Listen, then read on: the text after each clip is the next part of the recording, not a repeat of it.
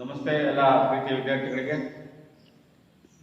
ಈ ದಿನ ನಾವು ನಿನ್ನೆ ಕಲಿತಂತ ಎರಡು ಚರಾಕ್ಷರವುಳ್ಳ ರೇಖಾತ್ಮಕ ಸಮೀಕರಣಗಳ ಬಗ್ಗೆ ನಾವು ಇನ್ನು ಹೆಚ್ಚಿನ ವಿಷಯವನ್ನು ಅಧ್ಯಯನ ಮಾಡೋಣ ಮಕ್ಕಳೇ. ಎಲ್ಲ ರೆಡಿ ಇದ್ದೀರಾ ಮಕ್ಕಳೇ? ಎಲ್ಲ ಪೇಪರು ಮತ್ತೆ ಗ್ರಾಫ್ ಶೀಟು ಎಲ್ಲ ರೆಡಿ ಇಟ್ಕೊಂಡಿದ್ದೀರಲ್ಲ? ಓಕೆ. ಹಾಗಾದ್ರೆ ನಿನ್ನೆ ನೋಡಿದ್ವಲ್ಲ ಆ ಅಭ್ಯಾಸದಲ್ಲಿ ಈಗಾಗಲೇ ಕಲ್ತ್ಕೊಂಡಿದ್ವಿ ರೇಖಾತ್ಮಕ ಸಮೀಕರಣ ಜೋಡಿಗಳನ್ನ ಯಾವ ರೀತಿ ನಾವು ಗುರುತಿಸಬೇಕು, ಅದ್ರ ಬಗ್ಗೆ ಗ್ರಾಫಲ್ಲಿ ಯಾವ ರೀತಿ ತೋರಿಸೋದನ್ನ ನಾವು ಇವತ್ತು ಕಲಿಯೋಣ. ನೋಡಿ ಮಕ್ಕಳೇ, ಇಲ್ಲಿ ಒಂದು ಲೆಕ್ಕ ಇದೆ. X plus y is equal to 10, x minus y is equal to 4. ಒಂದು ಎರಡು ಚರಾಕ್ಷರಗಳ ರೇಖಾತ್ಮಕ ಸಮೀಕರಣ. ಇವುಗಳನ್ನ ನಾವು ಬೆಲೆಗಳನ್ನ ಕಂಡಿಟ್ಕೊಂಡಾಗ ಯಾವ ರೀತಿಯಾಗಿ ನಾವು ಗ್ರಾಫಲ್ಲಿ ನಾವು ಗುರುತಿಸಬಹುದು ಅನ್ನೋದನ್ನ ಇವತ್ತು ದಿವಸ ಅಧ್ಯಯನ ಮಾಡೋಣ.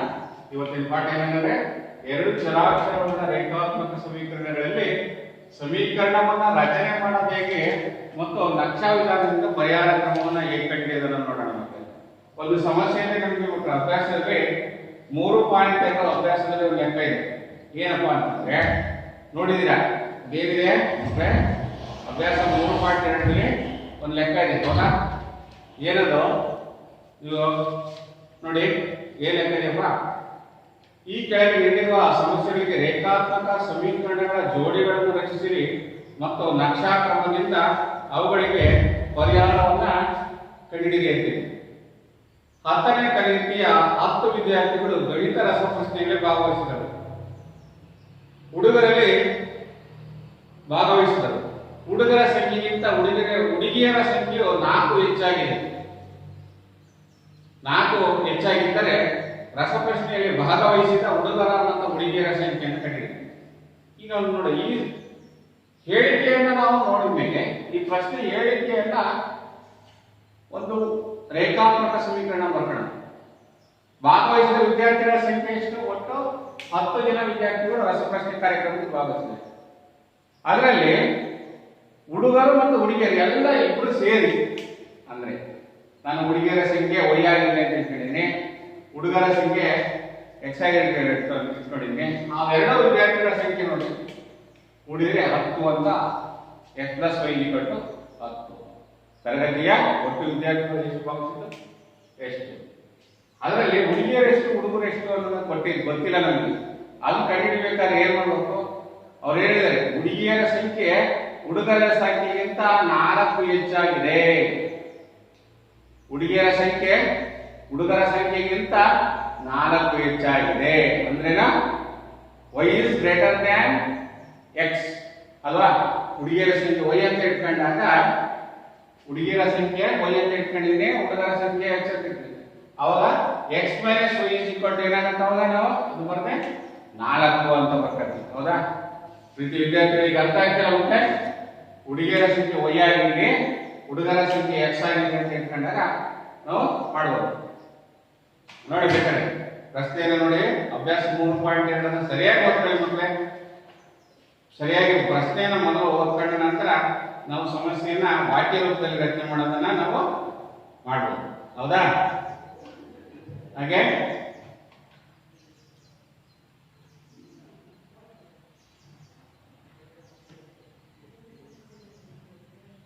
ಹುಡುಗಿಯರ ಸಂಖ್ಯೆ x ಆಗಿದೆ, ಹುಡುಗರ ಸಂಖ್ಯೆ y ಆಗಿದೆ ಅಂತ ಏನಾಗಿದೆ?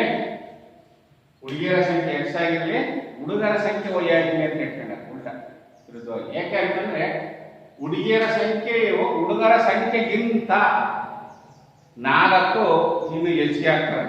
ಆದ್ರಿಂದ ಹುಡುಗಿಯರ ಸಂಖ್ಯೆ x, ಹುಡುಗರ ಸಂಖ್ಯೆ y ಅಂತ ಹೇಳ್ತಾರೆ.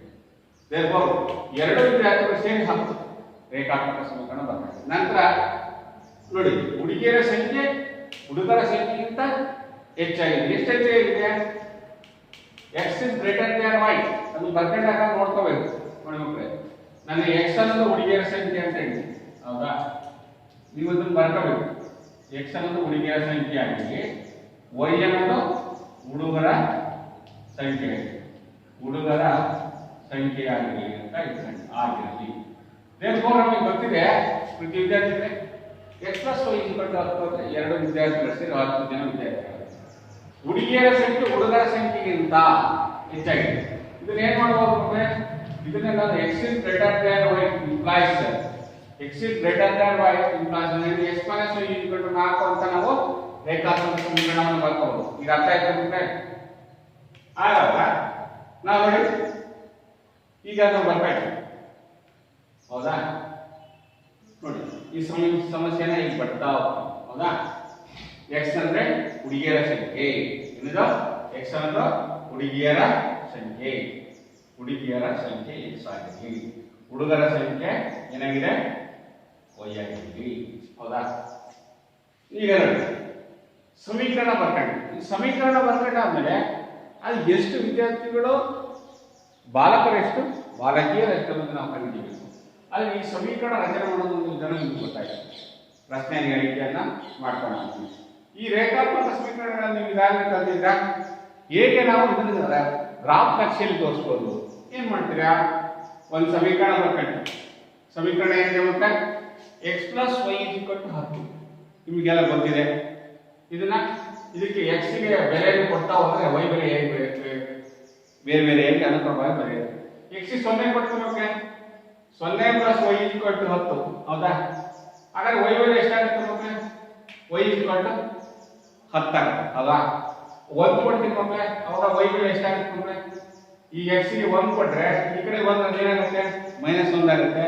10 ರ 1 ಕಡೆ ಎಷ್ಟು ಮಕ್ಕಳೇ? 9. 2 ಕೊಡ್ತೀವಿ ಮಕ್ಕಳೇ, 2 + y = 10, y = 10 - 2 = 8. 3 ಕೊಡಿ, 10 - 3 = 7. ಅದೇ -1 ಕೊಟ್ರೆ ಮಕ್ಕಳೇ 11 ಬಂತು. -2 ಕೊಟ್ರೆ 11 ಬಂತು. ಹೇಗೆ ಬರ್ತದೆ ಗೊತ್ತಾಯ್ತಾ ಮಕ್ಕಳೇ? ಇದು ಇವಾಗ ಬರ್ತಿದ್ದೀರಾ ನಿರ್ದೇಶಾಂಕ ಬೆಲೆಗಳನ್ನ ರೇಖಾತ್ಮಕ ಸಮೀಕರಣ ಬರ್ಕೊಂಡು ಹೇಗೆ ಕಂಡುಹಿಡಿಯೋದು ನಿಮ್ಗೆಲ್ಲ ಗೊತ್ತಿದೆ. ಇವನು ಬರ್ಕೊಳ್ತಾರೆ. ಹೌದಾ? ಬರ್ಕೊಂಡಾದ್ಮೇಲೆ x ಗೆ ಏ ಬೆಲೆ ಕೊಟ್ಟು ಅನುಕ್ರಮವಾದ y ಬೆಲೆಗಳನ್ನ ಕಂಡುಹಿಡಿತಾರೆ. ಈಗ ಇನ್ನೊಂದು ರೇಖಾತ್ಮಕ ಸಮೀಕರಣ x - y = 4 ಇದೆ. ಇದಕ್ಕೆ x ಬೆಲೆ ಕೊಟ್ಟರೆ 0 0 ಕೊಟ್ಟರೆ ಏನು ಬಂತು? 1 ಕೊಟ್ಟರೆ 3 ಬಂತು, 2 ಕೊಟ್ಟರೆ 4 ಬಂತು, 3 ಕೊಟ್ಟರೆ 7 ಬಂತು, 4 ಕೊಟ್ಟರೆ 0 ಬಂತು. ಹೀಗೆ ಪ್ರತಿಯೊಂದು ಬೆಲೆಗಳನ್ನು ನೋಡಿ. ಈ ಎರಡು ಕೋಷ್ಟಕವನ್ನು ನಾವು ಈಗ ಗುರುತು ಮಾಡಿದ್ರೆ ನೋಡಿ ಮತ್ತೆ ಇಲ್ಲಿ 3 7 ಇಲ್ಲೂ ಸಹ 3 7 ಇದೆ. ಹೌದಾ?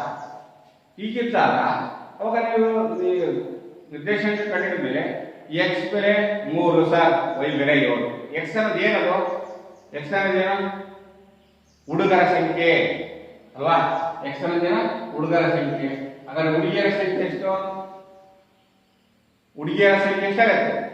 ಹುಡುಗಿಯರ ಸಂಖ್ಯೆ ಹುಡುಗರ ಸಂಖ್ಯೆಗಿಂತ 4 ಜಾಸ್ತಿ. ಅಂದ್ರೆ ಏನ್ ಹೇಳ್ಬೇಕು? ಅವಾಗ 3 + 4 7 ಆಗುತ್ತೆ. ಅದರ ಹುಡುಗಿಯರ ಸಂಖ್ಯೆ ಎಷ್ಟು ಕಂಡಿದೆ? 7 ಆಯ್ತು. ಹುಡುಗರ ಸಂಖ್ಯೆ 3 ಆಯ್ತು. ಇದನ್ನ ನಾವು ಗ್ರಾಫ್ ನಕ್ಷೆಯಲ್ಲಿ ಗುರುತು ಮಾಡೋಣ. ನೋಡಿ ನಿಮಗೆಲ್ಲ ಗೊತ್ತಿದೆ. ಇನ್ನೊಂದ್ಸರಿ ಮನಸ್ಸಿಗೆ ರಿಕಾಲ್ ಮಾಡ್ತೀನಿ. ಇದು first quadrant, second quadrant, third quadrant, fourth quadrant ಅಂತ ನಿಮ್ಗೆ ಗೊತ್ತಿದೆ ಮಕ್ಕಳೇ. ಈ ಅನುಕ್ರಮವಾದ ಬೆಲೆಗಳನ್ನ ಇದು ಪ್ಲಸ್ ಬರುತ್ತೆ ಮೊದಲನೇ ಭಾಗ, ಇದು ಮೈನಸ್ ಬರುತ್ತೆ, 3ನೇ ಚಿತ್ರತಕ ಭಾಗ ಮೈನಸ್ ಬರುತ್ತೆ, 4ನೇ ಚಿತ್ರತಕ ಭಾಗ ಪ್ಲಸ್ ಮೈನಸ್ ಬರುತ್ತೆ. ನಿಮ್ಗೆ ಗೊತ್ತಿರೋ ವಿಚಾರ.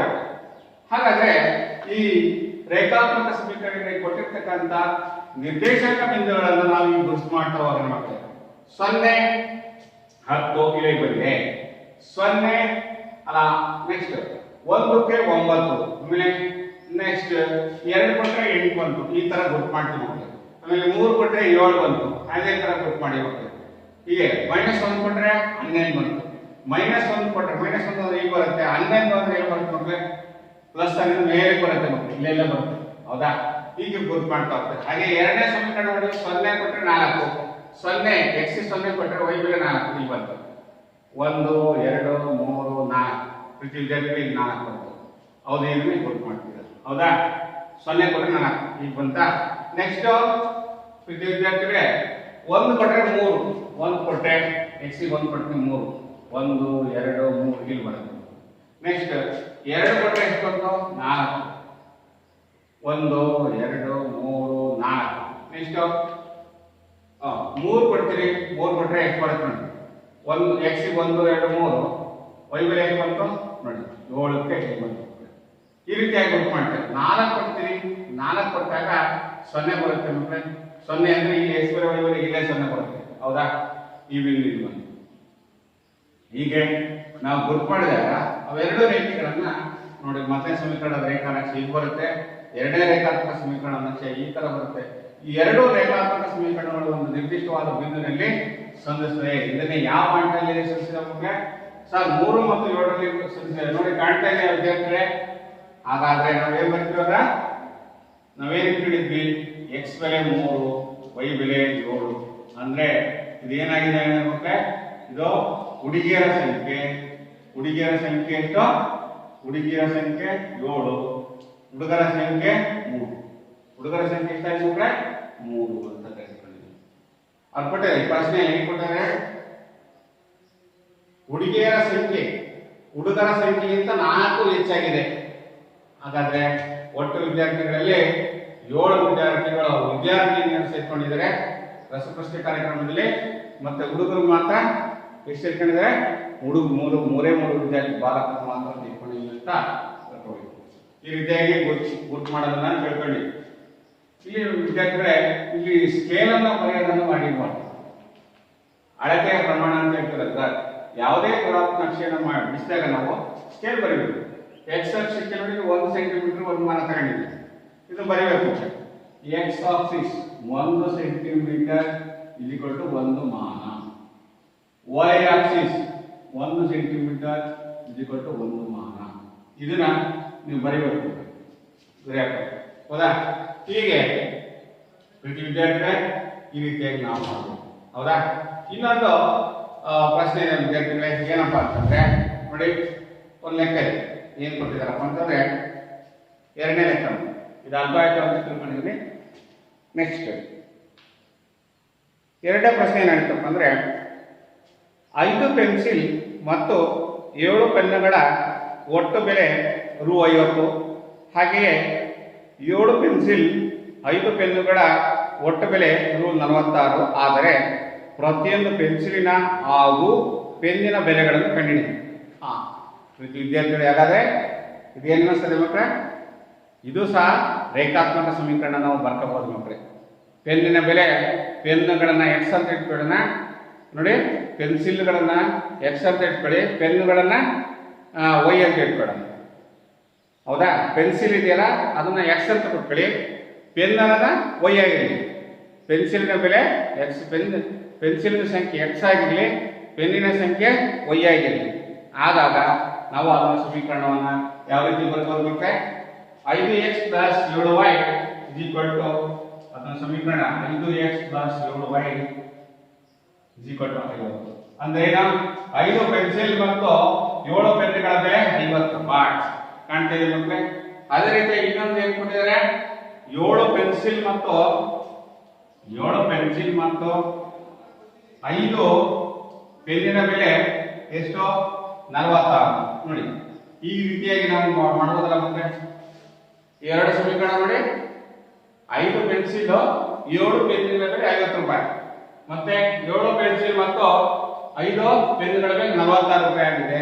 ಹಾಗಾದ್ರೆ ಒಂದು ಪೆನ್ನು ಮತ್ತು ಒಂದು ಪೆನ್ಸಿಲಿನ ಬೆಲೆಯನ್ನು ನಾವು ಕಂಡುಹಿಡಿಯಬೇಕು ಮಕ್ಕಳೇ. ಇದು ಸಹ ರೇಖಾತ್ಮಕ ಸಮೀಕರಣ. ಇದನ್ನು ನಾವು ಬಿಡಿಸ್ತಾ ಹೋಗೋದಲ್ಲ ಮಕ್ಕಳೇ. ಈ ರೀತಿಯ ಸಮಸ್ಯೆಗಳನ್ನು ನೀವೊಂದು ಬಿಡಿಸಿ ಕೊಡೋದು. ಓಕೆ, ಇದೇ ರೀತಿಯಾಗಿ ಸಾಕಷ್ಟು ಸಮಸ್ಯೆಗಳನ್ನು ನಾವು ಪಠ್ಯಪುಸ್ತಕದಲ್ಲಿ ಅಭ್ಯಾಸ 3.5 ಇರುತ್ತೆ.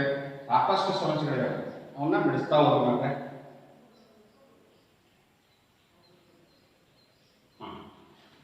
ಈಗ ಒಂದು ರೇಖಾತ್ಮಕ ಸಮೀಕರಣಗಳನ್ನ ಎರಡನೇ ವಿಧಾನ ನಾವು ಕೊಟ್ಟರೆ, ಈಗ ನಕ್ಷೆ ರೂಪದಲ್ಲಿ ಕಲ್ತ್ಕೊಂಡ್ವಿ. ಬೀಜಗಣಿತವಾಗಿ ನಾವು ರೇಖಾತ್ಮಕ ಸಮೀಕರಣಗಳನ್ನ ಜೋಡಿಗಳನ್ನ ಹೇಗೆ ಬಿಡಿಸ್ಬೋದು ಮಕ್ಕಳೇ? ಅವುಗಳ ಸಮಾನ ಅನುಪಾತಗಳನ್ನ ಗುರುತಿಸುವುದರ ಮುಖಾಂತರ ನಾವು ಪತ್ತೆ ಹಚ್ಚಬಹುದು. ಮತ್ತೆ ಇನ್ನೊಂದು ಯಾವುದು, ಆದೇಶ ವಿಧಾನದಿಂದ ಬೆಲೆಗಳನ್ನು ಕಂಡುಹಿಡಿಯಬಹುದು, ಮತ್ತು ವರ್ಜಿಸುವ ವಿಧಾನದಿಂದ ಎಕ್ಸ್ ಮತ್ತು ವೈಗಳ ಬೆಲೆಯನ್ನು ಕಂಡುಹಿಡಿಯಬಹುದು, ಮತ್ತು ಓರೆ ಗುಣಾಕಾರ ವಿಧಾನದಿಂದ ಕಂಡುಹಿಡಿಯಬಹುದು. ಈಗ ಮೊದಲಿಗೆ ನಾವು ಸೂತ್ರದ ಹೇಗೆ ಕೊಟ್ಟಿದ್ದಾರೆ, ನಕ್ಷೆ ಆಧಾರದ ಮೇಲೆ ನಾವು ಕಂಡುಹಿಡಿತಕ್ಕಂಥ ಒಂದು ಸ್ಥಿರಾಂಕಗಳ ಸೂತ್ರವನ್ನು ನಾವು ಇಲ್ಲಿ ಅಬ್ಸರ್ವ್ ಮಾಡೋಣ. ಇಲ್ಲಿ ಫಾರ್ ಎಕ್ಸಾಂಪಲ್ ಒಂದು ಲೆಕ್ಕ ಇದೆ, ಏನು ನಿಮ್ಗೆ ಗೊತ್ತಿದೆ, ಬೀಜಗಣಿತವಾಗಿ ನಾವು ರೇಖಾತ್ಮಕ ಸಮೀಕರಣಗಳನ್ನು ಬಿಡಿಸಬೇಕಾದ್ರೆ ಎರಡು ರೇಖಾತ್ಮಕ ಸಮೀಕರಣಗಳು ಆಗಿದೆ ಅಂತ ನಾವು ಗುರುತಿಸ್ಕೊಳ್ತೀವಿ. ಮೊದಲು ಏನ ಯಾವ್ದು ಬೇಕಾದ್ರೂ ರೇಖಾತ್ಮಕ ಸಮೀಕರಣ ಆದರ್ಶ ರೂಪ ನಿಮ್ಗೆ ಗೊತ್ತಿದೆ. a1x + b1y + c1 = 0 ಒಂದು ರೇಖಾತ್ಮಕ ಸಮೀಕರಣ. ಎರಡನೇದು a2x + b2y + c2 = 0 ಇದು ಎರಡನೇ ಸಮೀಕರಣ ಆಗಿದೆ. ಇಲ್ಲಿ ಅನುಪಾತ ನೋಡ್ಕೊಳ್ತೀರಿ ಮಕ್ಕಳೇ, ಈ ಚರಾಕ್ಷರಗಳ ನಡುವೆ ಸಹಗುಣಕಗಳಾಗಿರ್ತಕ್ಕಂಥ ಸ್ಥಿರಾಂಕಗಳನ್ನ ಹೋಲಿಕೆ ಮಾಡ್ತಾ ಹೋಗ್ತೀವಿ. ಆ ಸ್ಥಿರಾಂಕಗಳೇನಿದೆಯೋ ಆ ಸಹಗುಣಕಗಳು, ಆ ಸಹಗುಣಕಗಳನ್ನ ಹೋಲಿಕೆ ಮಾಡ್ತೀವಿ. ಏನಾಗಿದೆ ನಿಮ್ಗೆ ಗೊತ್ತಿದೆ, ಎ ಬಿ ಸಿ ಏನು ವಾಸ್ತವ ಸಂಖ್ಯೆಗಳು, ಎ ಬಿ ಸಿ ಅಂತ ಸಂಖ್ಯೆಗಳ ವಾಸ್ತವ ಸಂಖ್ಯೆಗಳನ್ನು ನಾವು ಅನುಪಾತಗಳನ್ನು ಇಟ್ಕೊಳ್ತೀವಿ. a1/a2 is not equal to b1/b2 ಆದರೆ a1/a2 is not equal to b1/b2 ಆದರೆ ಎರಡು ರೇಖಾತ್ಮಕ ಸಮೀಕರಣ ಬರ್ಕೊಳ್ತೀರಾ, ಅದರ ಸಹಗುಣಕಗಳನ್ನ ಸಂಖ್ಯಾ ಸಹಗುಣಕಗಳು ಬರ್ಕೊಳ್ತೀರಿ, ಈ ಬೆಲೆ ನೋಡ್ತೀರಿ, ಪರೀಕ್ಷೆ ಮಾಡ್ತೀರಿ, ಅವು ಎರಡು ಸಮ ಆಗಿರಲ್ಲ ಅಂತ ಒಂದು ಸರಳ ರೇಖಾತ್ಮಕ ಸಮೀಕರಣಗಳು ಏನಾಗಿರ್ತಾವೆ, ಯಾವಾಗ ಈ ರೀತಿ ಬೆಲೆ ಅನುಪಾತ ಬಂದಾಗ ಅವು ಪರಸ್ಪರ ಒಂದಕ್ಕೊಂದು ಛೇದಿಸ್ತವೆ ಅಂತ ನಿನ್ನೆ ನೀವು ಅಧ್ಯಯನ ಮಾಡಿದ್ರಿ, ಹೌದಾ? ನಂತರ ಛೇದಿಸುವ ರೇಖೆಗಳು ಏಕೈಕ ಏಕೈಕ ಒಂದು ಬೆಲೆಯನ್ನು ಮಾತ್ರ ಪರಿಹಾರವನ್ನು ಹೊಂದಿರ್ತವೆ. ಫಾರ್ ಎಕ್ಸಾಂಪಲ್ ಇದು ಈ ಎರಡು ಸಮೀಕರಣಗಳು ಎಂತ ಪರಿಹಾರ ಹೊಂದಿವೆ? ಒಂದೇ ಒಂದು ಪರಿಹಾರ, ಹೌದಾ? x = 3 ಮತ್ತು 7 ಸರಿಸಿದಲ್ಲ ಎರಡು ರೇಖೆಗಳು. ಹಾಗಾದ್ರೆ ಇಂಥ ರೇಖಾತ್ಮಕ ಸಮೀಕರಣಗಳಿಗೆ ನಾವೇನ್ ತಿಳಿಸಿ, ಇವು ಛೇದಿಸುವ ರೇಖೆಗಳು, ಇವು ಏಕೈಕ ಪರಿಹಾರವನ್ನು ಹೊಂದಿರ್ತವೆ. ಅನನ್ಯ ಪರಿಹಾರ, ಏಕೈಕ ಅಥವಾ ಅನನ್ಯ ಪರಿಹಾರ ಅಂತ ಕರಿತೀವಿ. ಇವು ಸ್ಥಿರವಾಗಿರ್ತದೆ, ಇದು ಅದರ ಬೆಲೆ ಯಾವಾಗ ಸ್ಥಿರ ಆಗಿರುತ್ತೆ. ನೆಕ್ಸ್ಟ್ ಇನ್ನೊಂದು ಎರಡನೇ ಕಂಡೀಷನ್ ಏನಪ್ಪಾ, ನಿಬಂಧನೆ a1/a2 = b1/b2 = c1/c2 ಎಲ್ಲ ನಾವು ಸಹಗುಣಕಗಳನ್ನ ಅನುಪಾತವನ್ನು ಹೋಲಿಕೆ ಮಾಡಿದ್ರೆ ಎಲ್ಲ ಸಮ ಬಂತು, ಎಲ್ಲ ಅನುಪಾತಗಳು ಸಮವಾದ ಬೆಲೆ ಒಂದು ಅನುಪಾತವನ್ನು ಕೊಟ್ಟು ಆವಾಗ ನಾವು ಹೇಳ್ತೀವಿ ಆ ರೇಖೆಗಳು, ಆ ರೇಖಾನಕ್ಷೆಗಳು ಏನ್ ಮಾಡ್ತವೆ ಅಂದ್ರೆ ಒಂದಕ್ಕೊಂದು ಓವರ್ಲ್ಯಾಪ್ ಐಕ್ಯವಾಗ್ತದೆ. ಅಂತ ರೇಖೆಗಳು ಏನಾಗ್ತವೆ, ಐಕ್ಯವಾಗ್ತವೆ ಅಂತ ನಾವು ಹೇಳ್ತೀವಿ. ಇವಕ್ಕೆ ಅಪರಿಮಿತ ಪರಿಹಾರಗಳಿರ್ತವೆ, ಅವು ಅಪರಿಮಿತವಾದ ಪರಿಹಾರವನ್ನ ಹೊಂದಿರ್ತವೆ, ಅವು ಸ್ಥಿರವಾಗಿರ್ತವೆ ಮತ್ತು ಅನುಕ್ರಮವಾದ ಅದಕ್ಕೆ x ಏನು ಕೊಡ್ತೀವೋ ಅದಕ್ಕೆ y ಗೆ ಅನುಕ್ರಮವಾದ ಬೆಲೆ ಹೊಂದಿರ್ತವೆ. ಇವು ಯಾವಾಗ ಎಲ್ಲಾ ಬೆಲೆಗಳ ಸಹಗುಣಕಗಳ ಹೋಲಿಕೆ ಮಾಡಿದಾಗ ಅನುಪಾತ ಸ್ಥಿರವಾಗಿದ್ದರೆ ಅದನ್ನ ಐಕ್ಯವಾಗುತ್ತವೆ ಅಂತ ಹೇಳ್ತೀವಿ. ಆ ರೇಖಾತ್ಮಕ ಸಮೀಕರಣಗಳು ಪರಸ್ಪರ ಒಂದಕ್ಕೊಂದು ಐಕ್ಯವಾಗುತ್ತವೆ. ಇದಕ್ಕೆ ಅಪರಿಮಿತ ಪರಿಹಾರಗಳಿವೆ, ಇವು ಸ್ಥಿರವಾಗಿರ್ತವೆ, ಅವು ಒಂದಕ್ಕೊಂದು ಅವಲಂಬಿತವಾಗಿ x ಏನು ಕೊಡ್ತೀವೋ ಅದು y ಮೇಲೆ ಅಷ್ಟೇ ಬರುತ್ತೆ. ನೆಕ್ಸ್ಟ್ ಇನ್ನೊಂದು ಕಂಡೀಷನ್ ಏನು ಮಕ್ಕಳೇ, a1/a2 = b1/b2 is not equal to c1/c2. ನೋಡಿ, ಇವೆರಡು ಈಕ್ವಲ್ ಆಗಿದೆ. ಸ್ಥಿರಾಂಕ c1/c2 ಏನಾಗಿದೆ, ಅದು ಬೆಲೆ ಇವೆರಡು ಅನುಪಾತಕ್ಕೆ ಸಮಾನ ಆಗಿರಲ್ಲ. ಆವಾಗ ಅಂತ ಆ ರೀತಿಯ ನಾವು ಸಮೀಕರಣ ಜೋಡಿಗಳನ್ನು ಏನಂತ ಹೇಳ್ತೀವಿ, ಅವು ಸಮಾಂತರ ಸರಳ ರೇಖೆಗಳು. ಈಗ ನಾವು ಪರೀಕ್ಷೆ ಮಾಡ್ಬೋದು ಬೇಕು, ಈ ಮೂರಕ್ಕೂ ಸಹ ನಾವು ಕೆಲವೊಂದು ಲೆಕ್ಕಗಳನ್ನು ಇಟ್ಕೊಂಡು ಗುಣಗಳನ್ನು ನಾವು ಪತ್ತೆ ಹಚ್ಚಬಹುದು. ಇವು ಸಮಾಂತರ ರೇಖೆಗಳಾಗಿರ್ತವೆ ಅಂತ ಹೇಳ್ತೀವಿ. ಸಮಾಂತರ ರೇಖೆಗಳಾಗಿದ್ದಾಗ ಅವುಗಳಿಗೆ ಯಾವುದೇ ನಿರ್ದಿಷ್ಟವಾದ ಪರಿಹಾರ ಇಲ್ಲ, ಅವಕ್ಕೆ ಪರಿಹಾರ ಇಲ್ಲ, ಅವು ಅಸ್ಥಿರವಾಗಿರ್ತವೆ ಅಂತ ಹೇಳ್ತೀವಿ. ಅವನ್ನ ಅಸ್ಥಿರವಾದ ಪರಿಹಾರ ಹೊಂದಿವೆ ಅಂತ ಹೇಳ್ತೀವಿ. ಹೀಗೆ ವಿದ್ಯಾರ್ಥಿಗಳಿಗೆ ಒಂದೆರಡು ಪ್ರಶ್ನೆ, ಒಂದು ಕ್ವಶನ್ ಮಾಡೋಣ. ಕ್ವಶನ್ ನಂಬರ್ ನಾವು ಎರಡನೇ ಲೈನಲ್ಲಿ ಒಂದು ಲೆಕ್ಕ ಕೊಟ್ಟಿದ್ದಾರೆ. ಇವುಗಳು ಛೇದಿಸುತ್ತವೆ, ಆಯ್ಕೆಗೊಂಡಿರ್ತವೆ ಏನು ಅಂತ ಪರೀಕ್ಷೆ ಮಾಡಿ ಒಂದು ನೋಡೋಣ. ಮಕ್ಕಳೇ ನೀವೇ ಗುರುತಿಸ್ತೀರಾ. ಓಕೆ, ಇದು ಅರ್ಥ ಆಯ್ತು. ಈಗ ಇನ್ನೊಂದು ಎರಡನೇ ಮೇನಲ್ಲಿ ಒಂದು ರೇಖಾತ್ಮಕ ಸಮೀಕರಣ ಕೊಟ್ಟಾಗ ಅದು ಯಾವ ರೀತಿಯ ನಕ್ಷೆಯಾಗಿದೆ, ಪರಸ್ಪರ ಛೇದಿಸುತ್ತಿದೆಯೋ, ಸಮಾಂತರವಾಗಿದೆಯೋ, ಐಕ್ಯವಾಗಿದೆಯೋ ಅನ್ನೋದನ್ನು ನಾವು ಈಗ ಗುರುತಿಸೋಣ. ಒಂದು ಲೆಕ್ಕ ಇದೆ, ಹೌದಾ ಮಕ್ಕಳೇ? ನೋಡೋಣ. ಎಸ್, ಈಗ 5x - 4y + 8 = 0, 7x + 6y - 9 = 0. ನೋಡಿ ಪ್ರೀತಿ ವಿದ್ಯಾರ್ಥಿಗಳೇ, ಇದು ಕಂಡೀಷನ್ ನೋಡಿ ಮಕ್ಕಳೇ. ಇವೆರಡು ರೇಖಾತ್ಮಕ ಸಮೀಕರಣ ಹೌದಲ್ಲ ಒಪ್ಕೊಳ್ತೀವಿ. a1x plus b1y plus c1 equal to 0. ಎರಡನೇ ರೇಖಾತ್ಮಕ ಸಮೀಕರಣ a2x plus b2y plus c2 is equal to 0. Correct ಇದೆ ಹೌದಾ? ಈಗ ಪರಸ್ಪರ ಸಹಗುಣಾಂಕಗಳನ್ನು ಹೋಲಿಕೆ ಮಾಡೋಣ ಮಕ್ಕಳೇ. a1 by a2 b1 by b2 c1 by c2 ಏನಾಗಿದೆ ಅನ್ನೋದು ಹೋಲಿಕೆ ಮಾಡೋಣ ಮಕ್ಕಳೇ. ನೋಡೋಣ. a1 ಎಷ್ಟಿದೆ? 5 by 7 ಹೌದಾ?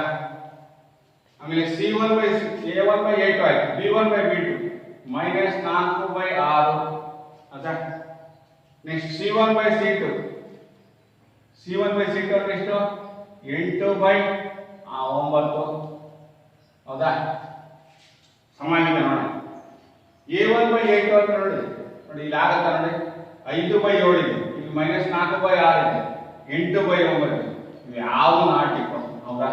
ನೋಡಿ ಯಾವ್ದಾರ ಈಕ್ವಲ್ ಆಗುತ್ತಾ ನೋಡಿ ಮಕ್ಕಳೇ? ಯಾವ್ದಾರ ಈಕ್ವಲ್ ಆಗುತ್ತಾ? a1 by b2 ನೋಡಿ, a1 by a2 b1 by b2 ಹೌದಾ? c1 by c2 ಯಾವುದು ಈಕ್ವಲ್ ಆಗಿಲ್ಲ. ಹಾಗಾದ್ರೆ ಇದಕ್ಕೆ ಯಾವ ಇದು ಅಂತ ಹೇಳ್ತೀವಿ, ಯಾವ ರೀತಿಯ ಸಮೀಕರಣದ ಯಾವ ರೀತಿಯ ರೇಖಾತ್ಮಕ ಸಮೀಕರಣಗಳಾಗಿವೆ ಅಂತ ಹೇಳ್ತೀರಾ? ಯಾವ ಸಮ ಆಗಿಲ್ಲ ಅಂತ ಸಮೀಕರಣಗಳು ನಾವು ಏನಂತ ಕರಿತೀವಿ? ಅವು ಎಂತ ರೇಖೆಗಳು? ಛೇದಿಸುವ ರೇಖೆಗಳು. ನಿಖರವಾಗಿ ಒಂದೇ ಒಂದು ಪರಿಹಾರ. ಇವು ಎರಡು ಈಕ್ವಲ್ ಆಗಿಲ್ಲ. ಫಸ್ಟ್ ಇವೆರಡು ಈಕ್ವಲ್ ಆಗಿಲ್ಲ. a1 by a2 is not equal to b1 by b2 condition ಗೊತ್ತಾಯ್ತು. ಈಗ ಬೇಡ ಇಷ್ಟೇ ತಗೊಂಡು ಸಾಕು. ಇಲ್ಲಿ a1 by a2 is not equal to b1 by b2. ಆದ್ದರಿಂದ ನಾವು ಎಂತ ರೇಖೆಗಳು ಅಂತ ಕರಿತೀವಿ? ಇವು ಪರಸ್ಪರ ಛೇದಿಸುವ ರೇಖೆಗಳಾಗಿವೆ ಹೌದಾ? ಪರಸ್ಪರ ಛೇದಿಸುವ ರೇಖೆ ಗೊತ್ತಾಯ್ತಾ? ಹೀಗೆ ನೆಕ್ಸ್ಟ್ ಇನ್ನೊಂದು ಲೆಕ್ಕ ನೋಡಬೇಕು. ಇನ್ನೊಂದು ಲೆಕ್ಕ ನೋಡ್ತೀರಾ? 9x plus 3y plus 12 is equal to 0. 9x plus 3y plus 12 is equal to 0. Next 18x plus 6y plus 24 is equal to 0. 20x ಮಕ್ಕಳು ಇವೆಂತ ಯಾವ ರೀತಿಯ ನಕ್ಷೆಯನ್ನು ಹೊಂದಿದೆ ಅಂತ ನೋಡ. ಈಗ ನೋಡ್ಕೊಳ್ಳಿ. a1 by a2 b1 by b2 ಸರಿ ಇದೆಯಾ? ನೋಡಿ ಮಾಡ್ತೀವಿ. therefore 9 by 18 ಈ ಕಡೆ 3 by 6 3 3 ನೋಡಿ ಬಂತಲ್ಲ ನೋಡಿ. 3 by 6 3 by 6 3 1 3 2 3 1 3 2 ಇಜಿಕೊಟ್ಟು ಅರ್ಧ ಹೌದಾ? ಆಮೇಲೆ 12 1 12 12 ಇಜಿಕೊಟ್ಟು 1 ನೋಡಿ. ಈ ಕಂಡೀಷನ್ ಏನಾಯ್ತು? a1 by a2 is equal to b1 by b2 is equal to c1 by c2. ಏನಾಗುತ್ತೆ? ಈ ಮೂರು ನಿಬಂಧನೆಗಳು ಕೊಟ್ಟಿದ್ದಲ್ಲ. a1 by a2 is equal to b1 by b2 is equal to c1 by c2 ಏನಾಗ್ತವೆ? ಪರಸ್ಪರ ಎರಡು ರೇಖಾನಕ್ಷೆಗಳು ಐಕ್ಯವಾಗ್ತವೆ. ಏನಾಗ್ತವೆ ಇವು? a1 by a2 is equal to b1 by b2 is equal to c1 by c2 ಅಂದ್ರೆ ಎಂತ ರೇಖೆಗಳು? ಐಕ್ಯವಾಗುವ ರೇಖೆಗಳು. ಎಂತ ರೇಖೆಗಳು ಮಕ್ಕಳೇ? ಐಕ್ಯವಾಗ್ತವೆ. ನಾವು ಈ ರೀತಿ ಸುಲಭ ಗುರುತಿಸಬಹುದು ಮಕ್ಕಳೇ ಹೌದಾ? ನೆಕ್ಸ್ಟ್ ನೋಡಿ ಕಂಡೀಷನ್ ನೀವು ಬರ್ಕೊಳ್ಬೇಕು. a1 a2 ನೋಡಿ a1 b1 c1 ಗೊತ್ತಾಯ್ತಾ? a1x plus b1y plus c1 a2x plus b2y plus c2 is equal to 0. ರೇಖಾತ್ಮಕ ಸಮೀಕರಣ ಆದೇಶವನ್ನು ಬರ್ಕೊಳ್ತೀರಾ? a1 by a2 ಕಂಡುಹಿಡಿತೀರಾ, b1 by b2 ಕಂಡುಹಿಡಿತೀರಾ, c1 by c2 ಕಂಡುಹಿಡಿತೀರಾ. ಅವು ಎಲ್ಲ ಈಕ್ವಲ್ ಆಗಿ ಅನುಪಾತ ಒಂದೇ ಆಗಿದ್ದಾಗ ಅದನ್ನ ಎಂತ ಅಂತ ಕರಿತೀವಿ? ಕಂಡೀಷನ್ 2 ಏನಾಗಿದೆ ಕಂಡೀಷನ್? ಅವು ಸಮಾಂತರ ಐಕ್ಯಗೊಳ್ಳುವ ರೇಖೆಗಳು ಅಂತ ಕರಿತೀವಿ. ಅವು ಏನಾಗ್ತವೆ? ಐಕ್ಯಗೊಳ್ಳುವ ರೇಖೆಗಳಾಗಿವೆ. ಅವಕ್ಕೆ ಐಕ್ಯವಾಗುವ ರೇಖೆಗಳು ಅಂದ್ರೆ ಅವಕ್ಕೆ ಅಪರಿಮಿತವಾದ ಪರಿಹಾರವಿದೆ. ಅಪರಿಮಿತ ಪರಿಹಾರಗಳಿರ್ತವೆ ಮತ್ತು ಸ್ಥಿರವಾಗಿರ್ತವೆ. x ಗೆ ಬರುತ್ತಾ y ಬೆಲೆನೂ ಅಷ್ಟೇ ಇರುತ್ತೆ. ಅವಾಗ ಸ್ಥಿರವಾದ ಬೆಲೆಗಳನ್ನು ಹೊಂದಿರ್ತವೆ ಅಂತ ಹೇಳ್ತೀವಿ. ಹೀಗೆ ವಿದ್ಯಾರ್ಥಿಗಳೇ ನಾವು ಅವುಗಳ ರೇಖಾತ್ಮಕ ಸಮೀಕರಣಗಳನ್ನ ನಾವು ಯಾವ ರೀತಿಯ ನಕ್ಷೆಯನ್ನು ಹೊಂದಿದ್ದೀವಿ ಅನ್ನೋದನ್ನ ಈ ಮೂರು ಕಂಡೀಷನ್ ಮುಖಾಂತರ ನಾವು ಸುಲಭ ಕಂಡಿದ್ದೀವಿ. ಹೌದಾ? ನೆಕ್ಸ್ಟ್ ಇನ್ನೊಂದು ಲೆಕ್ಕ ಇದೆ ನೋಡಿ, ಪತ್ತೆ ಹಚ್ಚಿ ಮಕ್ಕಳೇ. RX ಇದನ್ನ ಲೆಕ್ಕ ನೀವು ಮಾಡಿ. RX -3y plus 10 0, 2x -y plus 9 0. ಈ ರೇಖಾತ್ಮಕ ಸಮೀಕರಣ ಯಾವ ನಕ್ಷೆ ಕಂಡುಹಿಡಿದಿದ್ದಾರೆ ನೋಡೋಣ. A1/8 6/2 3/1 ಮತ್ತೆ 10/9 ಅಂತ ಇದೆ. ಹೌದಾ? ಇಟ್ಕೊಳ್ಳಿ. 2 3 2 ಒಂದೇ. ಹೌದಾ? 10/1 ನೋಡಿ, ಇದು 3 ಒಂದೇ. ಸರಿ. A1/8 B1/B2. ಇದೇನಾಗಿದೆ? ಇದು C1/C2 ನಾಟ್ ಈಕ್ವಲ್ ಆಗಿದೆ ಅಲ್ವಾ? C1/C2 not equal. ಹಾಗಾಗಿ ಈ ಕಂಡೀಷನ್ ಪ್ರಕಾರ ನೋಡಿ ವಿದ್ಯಾರ್ಥಿಗಳಲ್ಲಿ ಹೇಗೆ ನೋಡಿ, ಮೂರನೇ ಕಂಡೀಷನ್ ಅಲ್ಲಿ ಹೋಲಿಕೆ ಆಗಿದೆ. A1/8 B1/B2 ಇವೆರಡು ಸಮಾನಾಗಿದ್ದಾವೆ. ಕೊನೆಯ ಸ್ಥಿರಾಂಕ ಏನಾಗಿದೆ? ಸಮ ಇದೆ. ಇದು ನೋಡಿ ಸಮಾನ. ಆವಾಗ ಆ ರೀತಿಯ ನಾವು ಸಮೀಕರಣಗಳನ್ನು ಏನಾಗ್ತೀವಿ? ಆ ರೇಖೆಗಳು ಸಮಾಂತರ ಸರಳ ರೇಖೆಗಳಾಗಿರ್ತವೆ. ಅವುಗಳಿಗೆ ಪರಿಹಾರವೇ ಇಲ್ಲ. ಓಕೆ, ಪರಿಹಾರವಿಲ್ಲ. ಅವು ಅಸ್ಥಿರವಾದ ರೇಖಾತ್ಮಕ ಸಮೀಕರಣಗಳಾಗಿರ್ತವೆ ಅಂತ ಹೇಳ್ತೀವಿ. ಈ ರೀತಿಯಾಗಿ ನಾವು ರೇಖಾನಕ್ಷೆಗಳ ಮೇಲೆ ಅವುಗಳ ಅನುಪಾತವನ್ನ ನಾವು ಪತ್ತೆ ಹಚ್ಚೋದ್ರ ಮುಖಾಂತರ ಕಂಡೀಷನ್ ಪ್ರಕಾರ ನಾವು ನಕ್ಷೆಯನ್ನು ರಚಿಸೋದಕ್ಕಿಂತ ಮುಂಚೆನೆ ಅವು ಯಾವ ರೀತಿಯ ಸಮೀಕರಣ ನಕ್ಷೆಯನ್ನು ಹೊಂದಿರಬಹುದು ಅನ್ನೋದು ನಾವು ಗುರುತಿಸಬಹುದು ಮಕ್ಕಳೇ. ಈ ರೀತಿಯಾಗಿ ಈ ಅಧ್ಯಾಯದಲ್ಲಿ ಇನ್ನೂ ಸಾಕಷ್ಟು ಸಮಸ್ಯೆಗಳಿದ್ದಾವೆ ಮಕ್ಕಳೇ. ಅವನ್ನ ಮನೆಯಲ್ಲಿ ಅಭ್ಯಾಸ ಮಾಡಿ. ಎಲ್ಲವೂ ಸಹ ಅದೇ ರೀತಿ ಇರುತ್ತೆ. ನೆಕ್ಸ್ಟ್ ನಾವು ಈ ಬೀಜಗಣಿತವಾಗಿ ಕಂಡಿರ್ತಕ್ಕಂಥ ಇನ್ನೊಂದು ವಿಧಾನ ಏನಪ್ಪ ಅಂತಂದ್ರೆ ಆದೇಶ ವಿಧಾನ ಮತ್ತು ವರ್ಜಿಸುವ ವಿಧಾನ ಅಂತ ಇದೆ. ಈ ಆದೇಶ ವಿಧಾನ ಮತ್ತು ವರ್ಜಿಸುವ ವಿಧಾನವನ್ನ ಈಗ ಅದರ ಮೇಲೆ ಒಂದು ಲೆಕ್ಕಗಳನ್ನು ನಾವು ಬಿಡಿಸೋಣ ಮಕ್ಕಳೇ.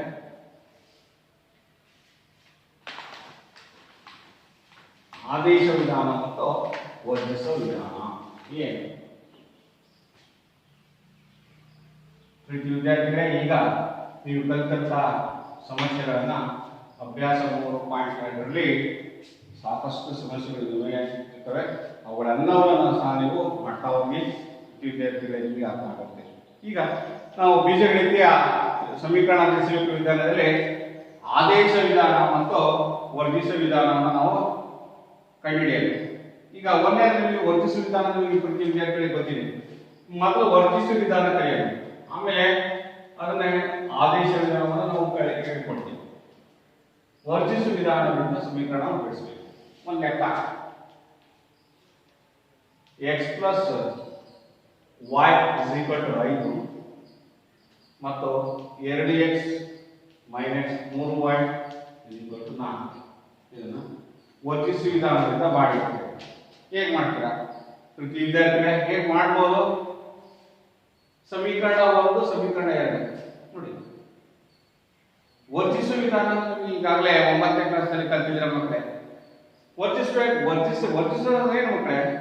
ಈಗ ಒಬ್ಬ ಕುತ್ಕೊಂಡಿರ್ತಾನೆ ಒಂದು ಬೆಂಚಲ್ಲಿ 5 ಜನ ಕುತ್ಕೊಳ್ಳೋ ಜಾಗದಲ್ಲಿ 6 ಜನ ಕುತ್ಕೊಂಡಿರ್ತಾನೆ ತಿಳ್ಕೊಳ್ಳಿ ನಿಮ್ಮ ಕ್ಲಾಸಲ್ಲಿ. ಅವಾಗ ಇನ್ನೊಬ್ಬರನ್ನು ಕೂಡಿಸ್ಬೇಕಂದ್ರೆ ಆಗತ್ತಾ? ಅದು ಕೆಪಾಸಿಟಿ ಇರೋದು 5 ಜನಕ್ಕೆ, 6 ಜನ ಕೂಡ್ಸಕ್ಕಾಗತ್ತಾ? ಅವಾಗ ಏನ್ ಮಾಡೋಕ್ಕಾಗತ್ತ? ಒಬ್ಬನ ಕಳಿಸ್ತಾನೆ, ಒಬ್ಬನಲ್ಲಿ ಕಳಿಸ್ಬೇಕು. ಅವನು ಇನ್ಯಾರು ವೇಟಿಂಗ್ ಲಿಸ್ಟ್ ಇರ್ತಾನೆ ಅವನ್ನ ಕೂಡಿಸ್ಬೇಕು. ಹಾಗೆ ಇಲ್ಲಿ ಯಾವ್ದಾದ್ರು ಒಬ್ಬನ ಕಳಿಸ್ಬೇಕು ಅಂದ್ರೆ ಒಂದು ಬೆಲೆ ಕೊಡುತ್ತೆ ಅಂತ. ಈ ಕೊಟ್ಟಿರೋ ರೇಖಾತ್ಮಕ ಸಮೀಕರಣ ಯಾವ್ದಾದ್ರು ಚರಾಕ್ಷಿ ಒಂದು ಬೆಲೆ ಬೇಕು ಅಂದ್ರೆ ಒಬ್ಬನ ಹೊರ ಕಳಿಸ್ಬೇಕು. ಹೌದಾ? ಯಾರು ಹೊರ ಕಳ್ಸೋಣ? ಎಕ್ಸ್ ನಲ್ಲಿ ಕಳಿಸಿ, ವೈ ನಲ್ಲಿ ಕಳಿಸಿ. ಆದ್ರೆ ಇಲ್ಲಿ ಮಾಡ್ತಕ್ಕಂಥ ವಿಧಾನ ಏನು ನಿಮಗೆ ಗೊತ್ತಿದೆ ಮಕ್ಕಳು. ಈಗಾಗಲೇ 8, 9ನೇ ತರಗತಿ ಕಲ್ತಿದ್ದೀರಾ. ಈ ಸಮೀಕರಣ 1, ಇದು ಸಮೀಕರಣ 2. ಇಲ್ಲಿ ಕೂಡಿದಾಗ ಕಳೆದಾಗ ಯಾವ್ದಾದ್ರು ಬದಲಾವಣೆ ಆಗುತ್ತಾ ನೋಡೋಣ. ಕೂಡಿದ್ರೆ 3x ನೋಡಿ, 2y = 9 ಆಯ್ತು, ಬರಲ್ಲ. ಆದ್ರೆ ಕಳೆದಾಗ ನೋಡ್ತೀನಿ ಆವಾಗ್ಲೂ ಬರಲ್ಲ. ಸರ್ ಇಲ್ಲಿ ಏನ್ ಮಾಡ್ಬೋದು? ಇಲ್ಲಿ ಚರಾಕ್ಷರಗಳಿಗೆ ax1 + by1 ಇವನ್ನ ಯಾವ್ದಾದ್ರು ಸಮ ಮಾಡ್ಕೊಳ್ಬೇಕು. ಸ್ವಲ್ಪ ಬದಲಾವಣೆ ಮಾಡ್ಕೊಳ್ಳೋಣ. ಏನು ಮಾಡ್ಕೊಳ್ಳೋಣ, ಮೊದಲನೇ ಸಮೀಕರಣವನ್ನು ನಾವು 3ರಿಂದ ಗುಣಿಸ್ಕೊಂಡು ಎರಡನೇ ಸಮೀಕರಣವನ್ನು ಇಂಟು 1ರಿಂದ ಗುಣಿಸ್ಕೊಂಡು, ಹೌದಾ? ಈ ಬೆಲೆ ವ್ಯತ್ಯಾಸ ಆಗುತ್ತೆ ನೋಡಿ. 3 into x okay 3x plus 3y is equal to 3×15, ಹೌದಾ? ನೆಕ್ಸ್ಟ್ ಈಗ 2 ಒಂದೇ ನೋಡಿ, 2x ಮೈನಸ್ ಇದು minus 3y is equal to 4 ಒಂದೇ 4. ಇದು ಸಮೀಕರಣ 3 ಮತ್ತು 4 ಅಂತ ಬರ್ತದೆ. ಏನು ತೊಂದರೆ ಇಲ್ಲ, ಇದನ್ನ ನಾನು ಸ್ವಲ್ಪ ಚೇಂಜ್ ಮಾಡ್ತೀನಿ. ಈಗ ಏನು ಮಾಡ್ತೀನಿ ಅಂದರೆ ಕೂಡಿದ ಕಳೆದಾಗ ಈಗ ಏನಾದ್ರು ಬದಲಾವಣೆ ಆಗುತ್ತಾ ಸರ್? ಹೌದು, ವೆರಿ ಗುಡ್. ಹೇಗೆ ಸರ್? ಕೂಡಿದ್ರೆ 5x ಆಗುತ್ತೆ ನೋಡಿ ಸರ್, ಕೂಡಿದ್ರೆ 5x ಆಗುತ್ತೆ ನೋಡಿ ಸರ್. ಆದ್ರೆ ಒಂದು ಪ್ಲಸ್ 3y ಮೈನಸ್ 3y ಏನು ಕೂಡ ಬರಲ್ಲ ಸರ್. ಈ ಪ್ಲಸ್ 3y 3y ಏನಾಗುತ್ತೆ? ಕ್ಯಾನ್ಸಲ್ ಆಗುತ್ತೆ. ಏನಾಗುತ್ತದ? ಭಾಗವಾಗುತ್ತೆ. 15 ನಾಲ್ಕು ಎಷ್ಟಪ್ಪ? 19. ಅವಾಗ ಸಮೀಕರಣ 3 ಪ್ಲಸ್ 4 ಇಸ್ ಈಕ್ವಲ್ ಟು 3 ಏನಾಗಿದೆ 5x ಇದಕ್ಕೂ ಡಿವೈಡ್ ಆಯಿತು ಇಸ್ ಈಕ್ವಲ್ ಟು 15 ನಾಲ್ಕು 19. ದೇರ್ಫೋರ್ ಇಲ್ಲಿ ಬಂತು 5x ಇಸ್ ಈಕ್ವಲ್ ಟು 19 ಅಂದ್ರೆ x ಇಸ್ ಈಕ್ವಲ್ ಟು ಎಷ್ಟಪ್ಪ ನಮಗೂ 19 ಗೊತ್ತಾಯ್ತು, ಹೌದಾ? x ಬೆಲೆ ಗೊತ್ತು. ಈಗ ಪ್ರೀತಿ ವಿದ್ಯಾರ್ಥಿಗಳ ಈಗ ನೋಡ್ತಾ ಇದ್ದೀವಿ, ಈಗ ಹೇಗೆ ಬಂತು ಅಂತ ಗೊತ್ತಾಗಿದೆ x ಬೆಲೆ. ಅದರ y ಬೆಲೆ ಕಂಡುಹಿಡಿಯಬೇಕು ಇದೆ. ಬಹಳ ಸ್ವಲ್ಪ ಸರ್ ನಾವು ಮಾಡ್ತೀವಿ ಅಂತ ಹೇಳ್ತಾ ಹೋಗ್ತೀವಿ. ಆದರೆ ಸ್ವಲ್ಪ ಚಿಹ್ನೆಗಳ ಕಡೆಗೆ ಗಮನ ಕೊಡಬೇಕಾಗಿರ್ತಕ್ಕಂಥದ್ದು ಬಹಳ ಮುಖ್ಯ ವಿದ್ಯಾರ್ಥಿಗಳು. ಇಲ್ಲಿ ರೇಖಾತ್ಮಕ ಸಮೀಕರಣಗಳನ್ನ ಕ್ರಮವಾಗಿ ಬರ್ಕೊಂಡಾದ್ಮೇಲೆ ಕೂಡಿದಾಗ ಕಳೆದಾಗ ಪರೀಕ್ಷೆ ಮಾಡ್ಕೊಂಡ್ರೆ ಏನು ಭಾವಿಸ್ತೀವಲ್ಲ ನೋಡಿ ಸರ್ 19 ಏನು ಭಾಗ ಇರ್ತಕ್ಕ ಆಗಲಿಲ್ಲ. ಇದೊಂದು ಭಾಗ ವಿಷಮ ರಾಶಿ ಹಾಗೆ ಇಟ್ಕೊಳ್ತೀವಿ, ಏನು ತೊಂದರೆ ಇಲ್ಲ. ಈ ಬೆಲೆಯನ್ನ ಯಾವ್ದಾದ್ರು ಒಂದು ಸಮೀಕರಣ ಆದೇಶ ಮಾಡ್ಕೊಂಡು ಆವಾಗ ಒಯ್ಯಬೇಕು.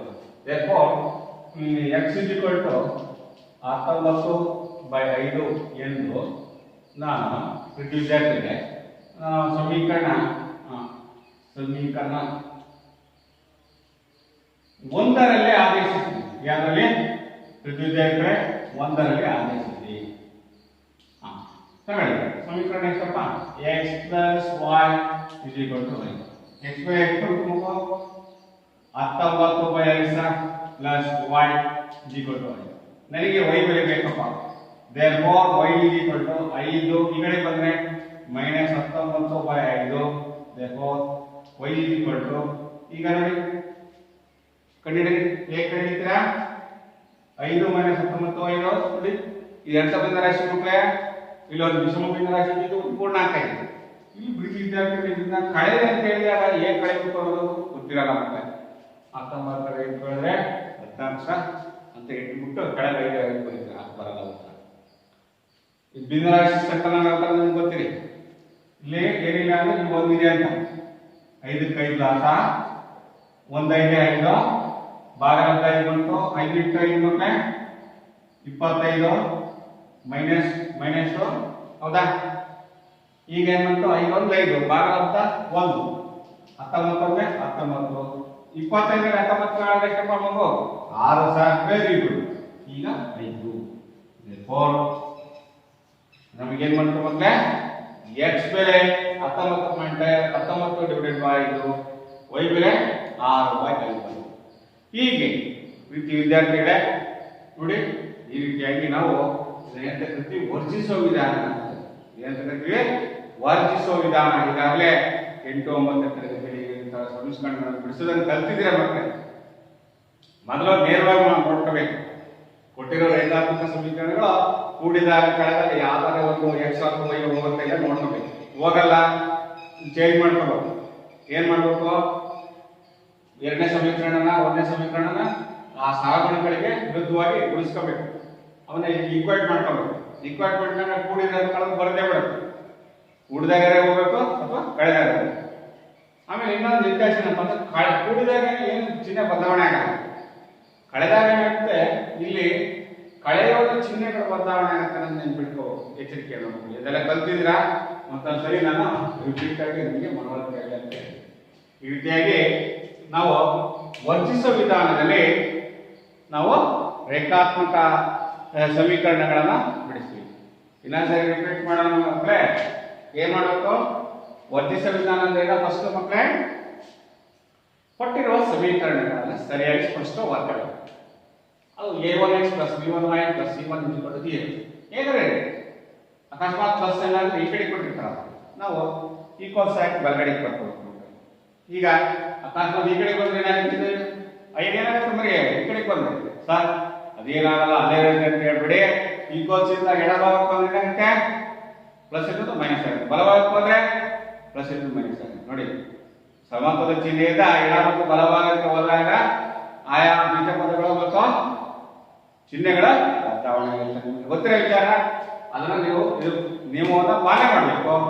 ಬೀಜಗಳ ನಿಯಮ ಪ್ರಕಾರ ಅಷ್ಟೇ. ಇದನ್ನು ಬರ್ಕೊಂಡಾದ್ಮೇಲೆ ಇಲ್ಲಿ ಕೂಡಿದ ಕಳೆದ ಯಾವ್ದಾದ್ರು ಹೋಗುತ್ತಾ ನೋಡ್ತೀವಿ, ಹೋಗಲ್ಲ. ಆವಾಗ ಈಕ್ವೇಟ್ ಸಮತ್ವಗೊಳಿಸಬೇಕು. ಇದ್ರ ಒಂದನೇ ಸಮೀಕರಣ ಎರಡನೇ ಸಮೀಕರಣದ ವಯಸ್ಸಾನಂತ 3 ಇಂಟು 3 ಗುಣಿಸ್ತೇವೆ ಮಕ್ಕಳೇ. ನೋಡಿ, ಈಗ ಇಂಟು 3 ಅಂದ್ರೆ ಇಲ್ಲಿ 3 ಗುಣಿಸ್ತೇವೆ. ಇದು ಇಂಟು 1 ಗುಣಿಸಿ ಗುಣಿಸಿದ್ವಿ ನೋಡಿ, ಈಗ ಗುಣಿಸಿರೋದು ಹೌದಾ? ಗುಣಿಸಿರೋದು 3x 3y 3 ಇದು ಗೊತ್ತಾಯ್ತು ಹೌದಾ? ಈ ಸಮೀಕರಣ 3 4 ಅಂತ ಕೊಟ್ಕೊಳ್ಳೋಣ, ಏನು ತೊಂದರೆ. 3 ಮತ್ತು 4 ಕೂಡ್ತೀನಿ, ಉಳಿದ ಬರುತ್ತೆ x + 1y. ನೆಕ್ಸ್ಟ್ ಅದನ್ನೇ x ಬೆಲೆಯನ್ನು ಆದೇಶ ಮಾಡಿ ಸಮೀಕರಣ 1ರಲ್ಲಿ. ಸರ್ ಯಾವ್ದಾರ ಮಾಡೋದು, ನೀವು 1ರಲ್ಲೇ ಮಾಡ್ಕೊಂತಿಲ್ಲ. x ಬೆಲೆಯನ್ನು ಯಾವ್ದು 3 ಒಟ್ಟು 1 ಅಂತ 2 ಮಾಡಿ ಸುಲಭ.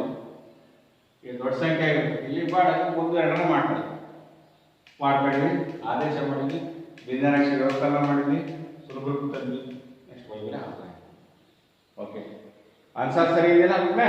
ಓಕೆ, ಈ ರೀತಿಯಾಗಿ ನೀವು ಇಲ್ಲಿ ಹೆಚ್ಚು ಈ ವರ್ಜಿಸುವ ವಿಧಾನವನ್ನು ಮಾಡ್ತಾ ಹೋಗಿ. ಈಗ ಇದಾದ ನಂತರ ವಿದ್ಯಾರ್ಥಿಗಳೇ, ಇದನ್ನೇ ಆದೇಶ ವಿಧಾನದಲ್ಲಿ ಹೇಗೆ ಮಾಡ್ಬೋದು? ಆದೇಶ ವಿಧಾನಗಳಿಂದ ಸಮೀಕರಣವನ್ನು ಹೇಗೆ ಮಾಡ್ಬೋದು ನೋಡೋಣ ಮಕ್ಕಳೇ. ಓಕೆ, ಎಸ್,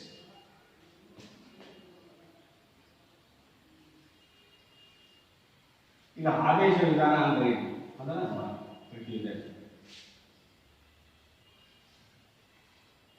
ಸರ್, ಆದೇಶ ವಿಧಾನ ಅಂದ್ರೆ ಇಲ್ಲಿ x + y = 5 ಇದೆ. ವಿದ್ಯಾರ್ಥಿಗಳೇ, ಇದು ಏನ್ ಮಾಡ್ಬೋದು? ಈಗ ಮತ್ತೆ ನಾನು ಸ್ಟ್ಯಾಂಡರ್ಡ್ ಸಮೀಕರಣದ ಆದರ್ಶ ರೂಪ ಏನಪ್ಪ? y ಒಂದು ರೇಖಾತ್ಮಕ ಸಮೀಕರಣದ ಗ್ರಾಫ್ ಹಾಕಬೇಕು ಮಾಡ್ತೇವೆ. y = x ಈ ತರ ಮಾಡ್ತೀವಿ ಆದೇಶ ವಿಧಾನ. ಇಲ್ಲಿ x + y = ಅದ.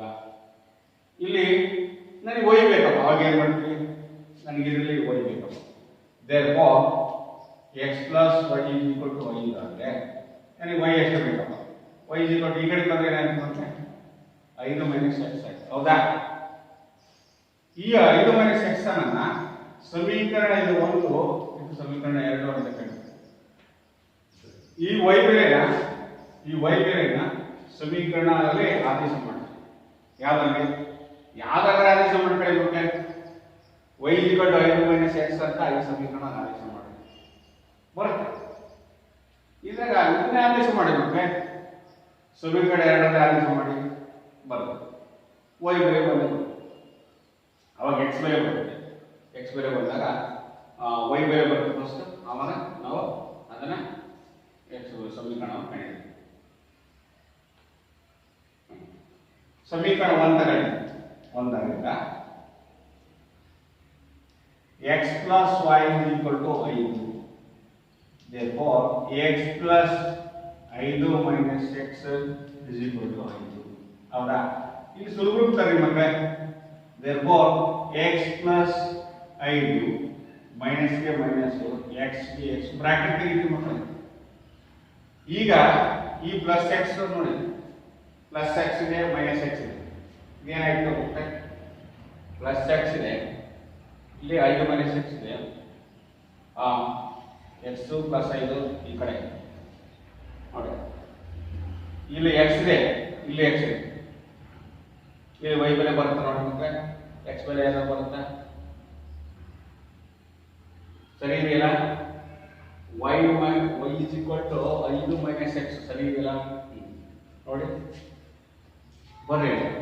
ಈಗ x ಬೆಲೆ ಬರ್ಲಿಲ್ಲ. ಈಗ ನಾವು ಇದನ್ನ ಬೆಲೆಯನ್ನ ಸಮೀಕರಣ 2ರಲ್ಲಿ ಆದೇಶ ಮಾಡೋಣ. 2ರಲ್ಲಿ ಒಂದೇ ಬೆಲೆ ಬರ್ಲಿಲ್ಲ, ನಾನು 2ರಲ್ಲಿ ಮಾಡ್ತೀನಿ. ಹೇಗೆ ನೋಡೋಣ. ಸಮೀಕರಣ ಮಾಡೋಣ. 2x minus 3y is equal to 4. therefore 2 into 2x 2x minus 3y ಅಂದ್ರೆ 3y ಅಂದ್ರೆ 5 minus x is equal to 4. ಹೌದಾ? ಫಾಲೋ ಮಾಡಿ ಸ್ವಲ್ಪ. ಎಸ್ ಎಲ್ಲರೂ ಫಾಲೋ ಮಾಡ್ತೀವಿ ಅಂತ ತಿಳ್ಕೊಂಡಿದ್ದೀವಿ ಮಕ್ಕಳೇ. ಫಾಲೋ ಮಾಡ್ತಾ ಪ್ರತಿ ಸ್ಟೆಪ್ ನಾವು ಬೆಲೆಗಳನ್ನ ಕೊಡೋದ ಇದನ್ನ ನೋಡ್ತಾವೆ. ಇಲ್ಲಿ ಬೆಲೆಯ ಆದೇಶ ಮಾಡಿದ್ವಿ, y ಬೆಲೆನ ಆದೇಶ ಮಾಡಿದ್ವಿ. 3 5 15 minus into minus plus 3 into x 3x is equal to 4. ಹೌದಲ್ಲ ವಿದ್ಯಾರ್ಥಿಗಳೇ? ಹೀಗೆ therefore 2x ಮೈನಸ್ ಹೌದಾ plus 3x minus 15 is equal to 4. ಈ ಕೂಡ್ಕೊಳ್ಳಿ. therefore 2x 3x ಕೂಡಿದ್ರೆ 5x minus 15 ಈ ಕಡೆಗೆ ಬಂದ್ರೆ ಮಕ್ಕಳೇ 15 ಈ ಕಡೆಗೆ ಬಂದ್ರೆ plus 15 plus 9. therefore x is equal to 5x is equal to 19. therefore x is equal to ಎಷ್ಟು ಮಕ್ಕಳೇ 19/5. x ಬೆಲೆ ಎಷ್ಟು 19/5. ನೋಡಿ ಈಗಾಗಲೇ ನಾವು ವರ್ಜಿಸುವ ವಿಧಾನದಲ್ಲೇ ಕೇಳಿದ್ವಿ ಅಲ್ವಾ? ವರ್ಜಿಸುವ ವಿಧಾನದಲ್ಲಿ ಎಷ್ಟು ಬೆಲೆ ಎಷ್ಟು ಬಂತು ಮಕ್ಕಳೇ 19/5 ಬಂದಿತ್ತು. ಈಗ ನಾವು ಮಾಡ್ತಕ್ಕಂಥದ್ದೇನ ಆದೇಶ ವಿಧಾನ. ಇದು ಯಾವ ವಿಧಾನ? ಇದು ಯಾವ ವಿಧಾನ? ಇದು ಆದೇಶ ವಿಧಾನ.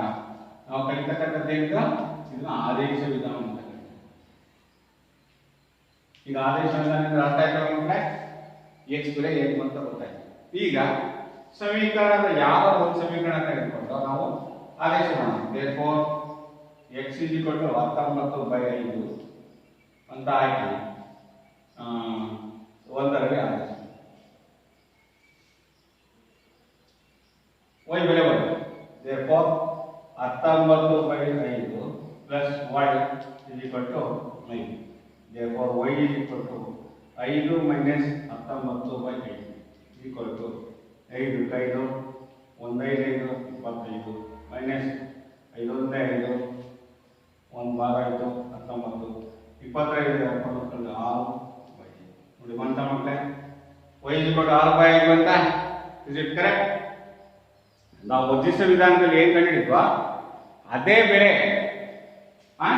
ಹೌದಾ? x ಬೆಲೆ 19/5 ಬಂತು, y ಬೆಲೆ 6/5. ಹೀಗೆ ಯಾವ ವಿಧಾನದಲ್ಲಿ ಮಾಡಿದ್ರು ಅಷ್ಟೇ ಅದು ಬರುತ್ತೆ. ಇದನ್ನ ಬೇಕಾದ್ರೆ ನಾವು ಗ್ರಾಫ್ ನಕ್ಷೆಯಲ್ಲಿ ಸಹ ಬಿಡಿಸ್ಬೋದು ಮಕ್ಕಳೇ, ಅಷ್ಟೇ ಬೆಲೆನ ಬರುತ್ತೆ. ಈ ರೀತಿಯಾಗಿ ವಿದ್ಯಾರ್ಥಿಗಳೇ ನಾವು ಸಮಸ್ಯೆಗಳನ್ನ ಚರ್ಚೆ ಮಾಡ್ತಾ ಬೇರೆ ಬೇರೆ ಲೆಕ್ಕಗಳನ್ನು ಬಿಡಿಸ್ತಾ ಹೋಗ್ಬೋದು. ಈ ರೀತಿಯಾಗಿ ಇನ್ನೊಂದಿಷ್ಟು ಸಮಸ್ಯೆಗಳನ್ನ ನೀವು ಮಾಡ್ತಾ ಹೋಗಿ. ಏನಾಗಬೇಕು ಕೊಡ್ತೀನಿ ನಾನು.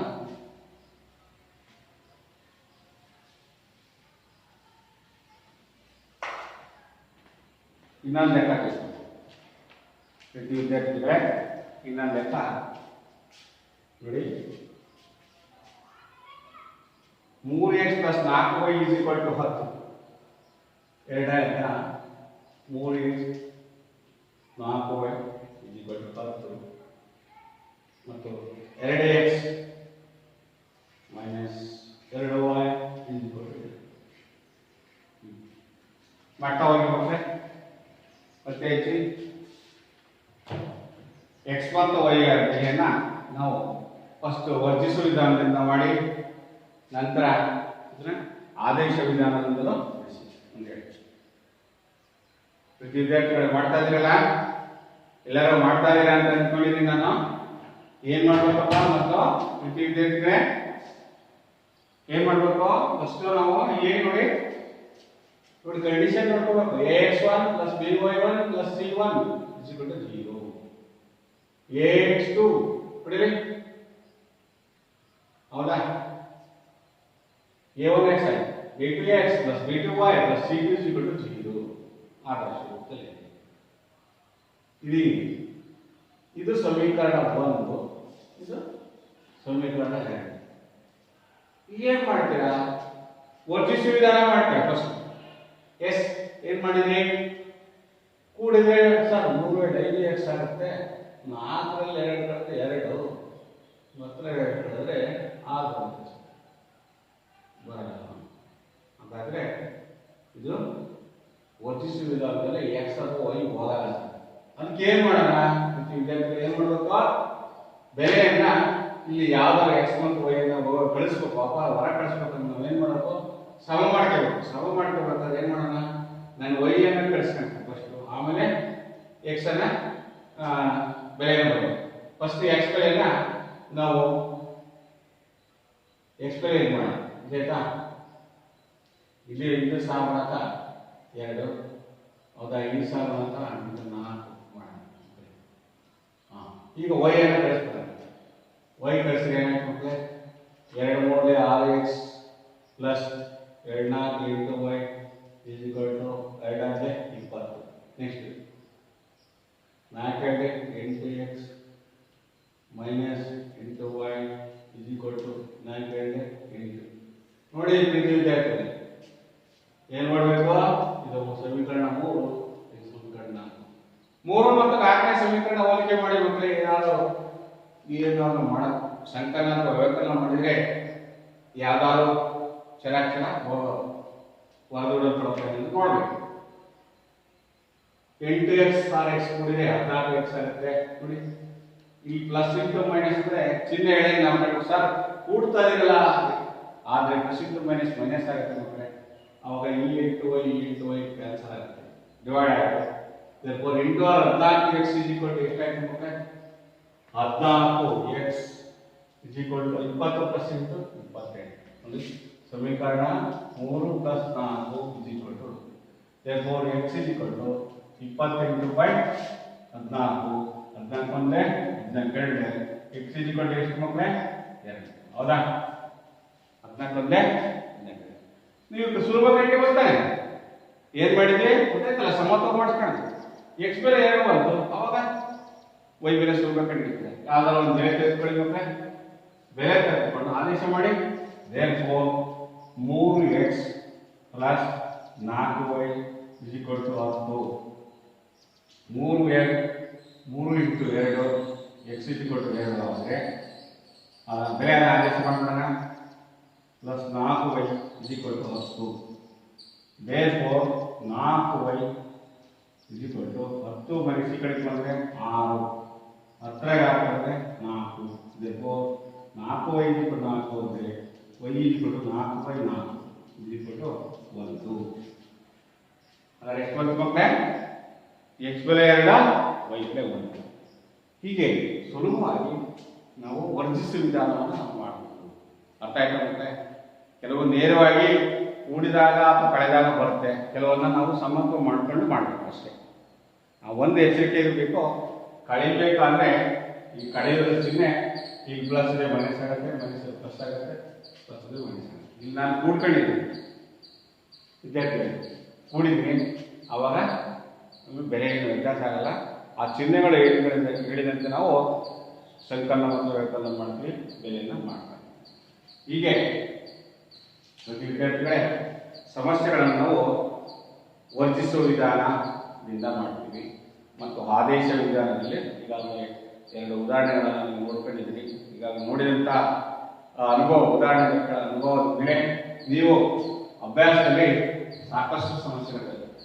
ಅಭ್ಯಾಸ 3.4 ಅತ್ಯಂತ ಮುಖ್ಯವಾದಂತಹ ಪಾಠ ಮಕ್ಕಳೇ. ಇಲ್ಲಿ 2 ಕ್ರಿಯೆಗಳನ್ನ ವರ್ಜಿಸುವ ವಿಧಾನ ಮತ್ತು ಆದೇಶ ವಿಧಾನವನ್ನ ಈ ಸಮಸ್ಯೆಗಳಿಗೆ ಬಿಡಿಸಿ ಅಂತ ಕೊಟ್ಟಿದ್ದಾರೆ. ಆದರೆ 3 ಲೆಕ್ಕ ಇದ್ದಾವೆ, ಅಂಥವನ್ನು ಮಾಡ್ತಾ ಹೋಗಿ.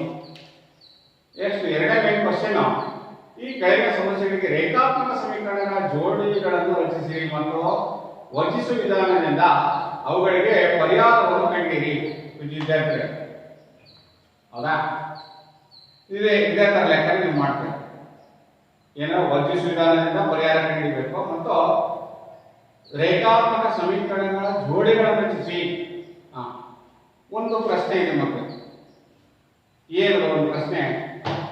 ಒಂದು ಭಿನ್ನರಾಶಿಯ ಅಂಶಕ್ಕೆ ಒಂದನ್ನು ಸೇರಿಸಿದರೆ ಛೇದದಿಂದ ಒಂದನ್ನು ಕಳೆದು ಸಂಕ್ಷೇಪಿಸಿದರೆ ಒಂದು ಸಿಗುತ್ತದೆ.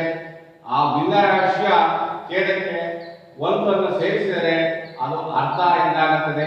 ಆ ಭಿನ್ನರಾಶಿ ಯಾವುದು? ನೋಡಿ, ಎಷ್ಟು ವಾಕ್ಯ ರೂಪದಲ್ಲಿ ಕೊಟ್ಟಿದ್ದಾರೆ ಮಕ್ಕಳೇ. ಈ ವಾಕ್ಯ ರೂಪದಲ್ಲಿ ಕೊಟ್ಟಿರ್ತಕ್ಕಂಥದ್ದನ್ನು ನಾವು ಒಂದು ರೇಖಾತ್ಮಕ ಸಮೀಕರಣ ಮಾಡಬೇಕು. ಅದನ್ನ ಹೇಗೆ ಬರೆಯೋದು ಅಂತ ನೋಡೋಣ ಮಕ್ಕಳೀಗ. ಅಭ್ಯಾಸದಲ್ಲಿ 3.4ರಲ್ಲಿ ಇದೆ. ಈ 3.4ರಲ್ಲಿ ಹೇಳಿಕೆ ಕೊಟ್ಟಿದ್ದಾರೆ. ಹೇಳಿಕೆಯನ್ನು ನಾವು ಏನ್ ಮಾಡಬೇಕಂತೆ, ಒಂದು ರೇಖಾತ್ಮಕ ಸಮೀಕರಣ ಮಾಡಬೇಕು ಅಂತ. ಹೇಗೆ? ಅಭ್ಯಾಸ 3.4ರಲ್ಲಿ ನೋಡಿ, x - y + 2 = 0 ನೋಡಿ, x - y + 2 = 0 ಅಂತ ಮಾಡೋದು. ನೆಕ್ಸ್ಟ್ ಇನ್ನೊಂದು 2x - y - 1 = 0. x ಮತ್ತು y ಗಳು ಭಿನ್ನರಾಶಿಯ ಅಂಶ ಮತ್ತು ಛೇದಗಳು. ಆದ್ದರಿಂದ ಛೇದಗಳು ಏನಾಗುತ್ತೆ ಅಂತ ಹೇಳಿದ್ದಾರೆ. x ಮತ್ತು y ಗಳು ಭಿನ್ನರಾಶಿಯ ಅಂಶ ಮತ್ತು ಛೇದ 3/5 ಅಂತ ಹೇಳ್ತಾರೆ. ಒಂದನೇ ಸಮೀಕರಣ ಏನು? x - y + 2 = 0 ಅಂತ ಬರೀಬಹುದು. ಇನ್ನೊಂದು ನೆಕ್ಸ್ಟ್ ಇಲ್ಲಿದೆ, ಹೇಳಿಕೆಯನ್ನ ನಾವು ರೇಖಾತ್ಮಕ ಸಮೀಕರಣ ಬಗೆಯದು ಹೇಗೆ ಅನ್ನೋದು ನೋಡಿ.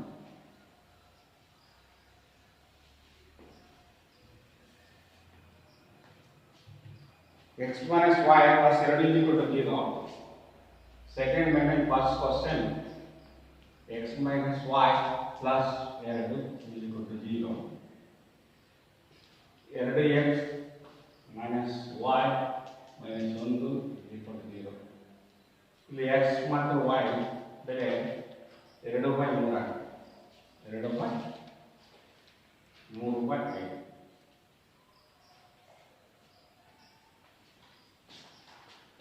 ಈಗ ವಿದ್ಯಾರ್ಥಿಗಳು ಏನ್ ಕೊಟ್ಟಾರೆ ನೋಡಿ, ಒಂದು ಭಿನ್ನರಾಶಿಯ ಅಂಶಕ್ಕೆ ಒಂದನ್ನು ಸೇರಿಸಿ, ಒಂದು ಭಿನ್ನರಾಶಿಯ ಅಂಶಕ್ಕೆ ಒಂದನ್ನು ಸೇರಿಸಿ ಛೇದದಿಂದ ಒಂದನ್ನು ಕಳೆದು ಸಂಕ್ಷೇಪಿಸಿದರೆ ಒಂದು ಸಿಗುತ್ತದೆ.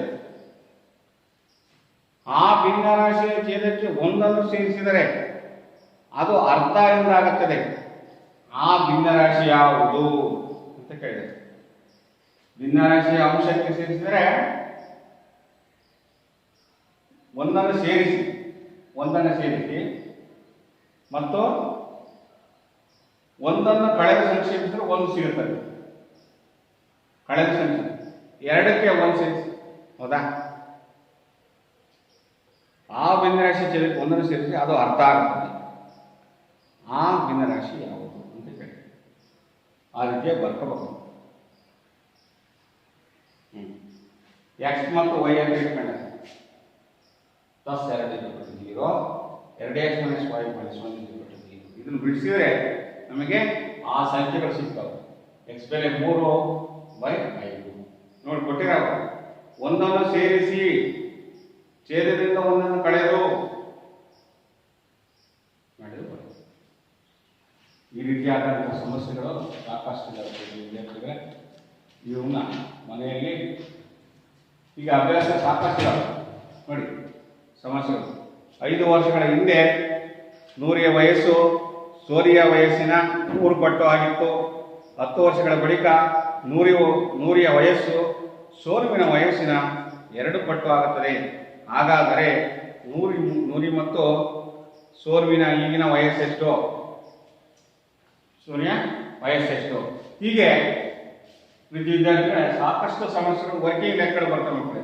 ಈ ವರ್ಕಿಂಗ್ ಲೆಕ್ಕಗಳು ಬಂದಾಗ ನಾವು ಚರಾಕ್ಷರಗಳನ್ನು ಕೊಟ್ಕೊಂಡು ಆ ಅಕ್ಷರಗಳ ಬೆಲೆಯ ಚರಾಕ್ಷರಗಳನ್ನು ಕೊಟ್ಕೊಂಡು ನಾವು ಸಮಸ್ಯೆಗಳನ್ನು ರೇಖಾತ್ಮಕ ಸಮೀಕರಣ ಹೇಳಿಕೆಗಳನ್ನು ನಾವು ರಚಿಸ್ಕೊಂಡ್ಬಿಟ್ಟು ಅದಕ್ಕೆ ವರ್ಜಿಸುವ ವಿಧಾನದ ಮುಖಾಂತರ ಸುಲಭವಾಗಿ ನಾವು ಈ ಸಮಸ್ಯೆಗಳನ್ನು ನಿಮ್ಮ ಅಭ್ಯಾಸದಲ್ಲಿ ಇರ್ತಕ್ಕಂಥ 3.4ರಲ್ಲಿ ಅನೇಕ ಸಮಸ್ಯೆಗಳಿದ್ದಾವೆ.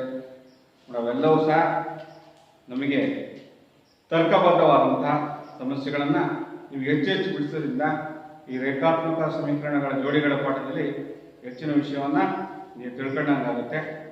ಹಾಗೆಯೇ ಅಭ್ಯಾಸದಲ್ಲಿ ಆ ಪರೀಕ್ಷೆ ಸಮಯದಲ್ಲಿ ಸಹ ಇವು ಅತಿ ಹೆಚ್ಚು ಅಂಕವನ್ನು ತರಿಸ್ತಕ್ಕಂಥ 3 ಮತ್ತು 4 ಅಂಕಗಳಿಗೆ ಕೊಡ್ತಾರೆ ಅಂತ ಹೇಳ್ತಾ, ಈಗ ವಿದ್ಯಾರ್ಥಿಗಳೇ ನಾವು ಈಗ ಕಲಿತಂಥ ಪಾಠಗಳನ್ನು ನಾವು ಸಂಕ್ಷಿಪ್ತವಾಗಿ ನಾವು ಇನ್ನೊಂದ್ಸರಿ ಸ್ಮರಿಸ್ಕೊಳ್ಳೋದಾದ್ರೆ ಹೆಡ್ಲೈನ್ಸ್ ಅನ್ನ ನಾವು ಒಂದ್ಸರಿ ನೋಡೋಣ. ಏನೇನು ಕಲ್ತ್ಕೊಂಡಿರ್ಬೇಕ್ರೆ, 2 ಚರಾಕ್ಷರಗಳ ರೇಖಾತ್ಮಕ ಸಮೀಕರಣ ನಕ್ಷಾ ವಿಧಾನದಿಂದ ಹೇಗೆ ಗುರುತಿಸಬಹುದು. ನಕ್ಷಾ ವಿಧಾನಗಳಿಂದ ನಕ್ಷೆಯನ್ನು ರಚಿಸುವುದಕ್ಕಿಂತ ಮುಂಚೆ ನಾವು ಅವುಗಳ ಸಹಗುಣಗಳ ಅನುಪಾತದ ಆಧಾರದ ಮೇಲೆ ಕಂಡೀಷನ್ಸ್ ಏನು 3 ನಿಬಂಧನೆಗಳು ಕೊಟ್ಟಿದ್ವಲ್ಲ, ಕಂಡೀಷನ್ಸ್ ಏನು A1/A2 = B1/B2 ಆದರೆ ಅವು ಛೇದಿಸುವ ರೇಖೆಗಳಾಗಿರ್ತವೆ, ಅವುಗೆ ಏಕೈಕ ಪರಿಹಾರವನ್ನು ಹೊಂದಿರುತ್ತದೆ. ಮತ್ತು A1/A2 = B1/B2 = C1/C2 ಅಂದ್ರೆ ಅವು ಆ ರೇಖಾತ್ಮಕ ಸಮೀಕರಣಗಳು ಐಕ್ಯವಾಗ್ತವೆ ಅಂತ ಹೇಳ್ತೀವಿ. ಅವಕ್ಕೆ ಅಪರಿಮಿತ ಪರಿಹಾರ ಇರ್ತವೆ, ಅವು ಸ್ಥಿರವಾದ ಬೆಲೆಯನ್ನು ಹೊಂದಿರ್ತದೆ. ನೆಕ್ಸ್ಟ್ ಇನ್ನೊಂದು ಕಂಡೀಷನ್ ಏನಪ್ಪ ಅಂದ್ರೆ A1/A2 = B1/B2 ಆದರೆ C1/C2 ಸಮ ಆಗಿರಲ್ಲ, ನಾಟ್ ಈಕ್ವಲ್ ಆಗಿರುತ್ತೆ. ಅವು ಎಂಥ ರೇಖೆಗಳಾಗಿರ್ತವೆ, ಅವು ಸಮಾಂತರ ರೇಖೆಗಳು, ಅವುಗಳಿಗೆ ಪರಿಹಾರವೇ ಇಲ್ಲ, ಅವು ಅಸ್ಥಿರವಾಗಿರ್ತವೆ ಅಂತ ಹೇಳ್ತೀವಿ. ಅದನ್ನ ಸುಲಭವಾಗಿ ಕಂಡೀಷನ್ ಪ್ರಕಾರ ನಾವು ನಕ್ಷೆ ರಚಿಸಿದ್ರೆ ಮತ್ತೆ ಗುರುತು ಮಾಡ್ಬೋದು. ನಂತರ ಬರ್ತಕ್ಕಂಥದ್ದು ನಾವು ಈಗಾಗಲೇ 9ನೇ ತರಗತಿಯಲ್ಲಿ ಕಲಿತಂತಹ ವರ್ಜಿಸುವ ವಿಧಾನ ಮತ್ತು ಆದೇಶ ವಿಧಾನವನ್ನ ಇನ್ನೊಂದು ಸ್ವಲ್ಪ ರೂಪಾಂತರ ಮಾಡಿಕೊಂಡು ನೇರವಾಗಿ ಕೊಡದೇ ಆ ರೇಖಾತ್ಮಕ ಸಮೀಕರಣಗಳನ್ನ ಸ್ವಲ್ಪ ನಾವು ಸಮತ್ವಗೊಳಿಸಿಕೊಂಡು ಸಹಗುಣಕಗಳನ್ನ ಯಾವ್ದಾದ್ರು ಒಂದು ಪದವನ್ನ x ಅಥವಾ y ನಲ್ಲಿ ಒಂದು ಪದ ಹೋಗಲಾಡಿಸಿದ್ರೆ ಒಂದು ಪದ ಬರುತ್ತೆ ಬೆಲೆಯನ್ನ, ಆ ಬೆಲೆಯಿಂದ ನಾವು ಇನ್ನೊಂದು ಚರಾಕ್ಷರ ಬೆಲೆಯನ್ನು ಕರೀತೀವಿ, ನಾವು ವರ್ಜಿಸುವ ವಿಧಾನ ಅಂತ ಕರಿತೀವಿ ಮಕ್ಕಳೇ. ಹಾಗೇನೆ ನಾವು ನಂತರ ಕಲಿತಂಥದ್ದು ಆದೇಶ ವಿಧಾನ.